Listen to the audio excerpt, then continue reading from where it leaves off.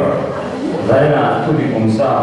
New Saram Sonan, New Lepa, in July and Wimo, Zoti, Wusway,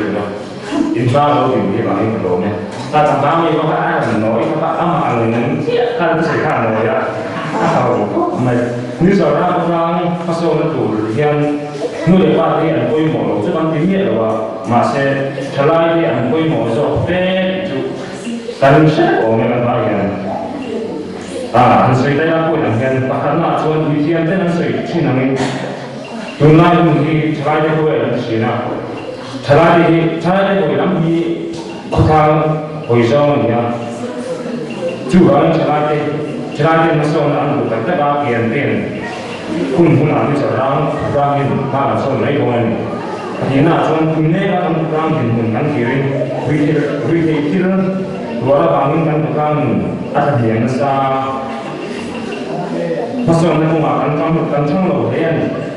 guna ini kita image dengan cara macam ni kan, hansim tak eksen jono, hal lebih soal soal soalnya. Kan pasal tu orang tu lepas ayat mulai tekoi moso siapa dengan siapa ni tak mau. Pasal nak tuan pasal nak koi mau tu ini barang itu dengan ni ya, itu dia tujuan tema, angai tu ni.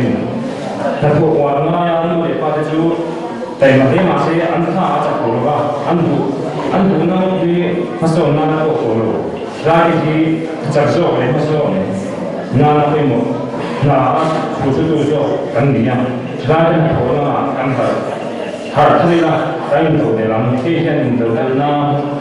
pasal itu lepas ini lagi koi mau siapa dalam siang dia, entry naik kuhau teh apa ini dia tu.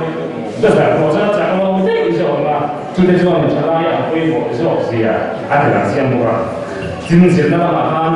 车拉的是那么完整啊，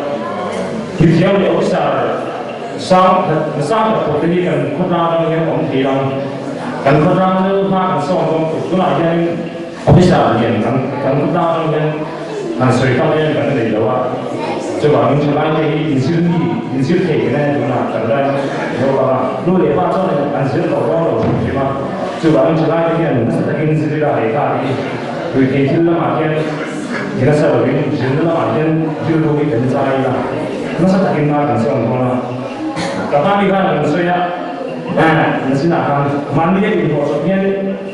嚟實施啦，到嘅啲等貨都做到你說啦嘛，咁出來先嘛。 Ini kita nak makan,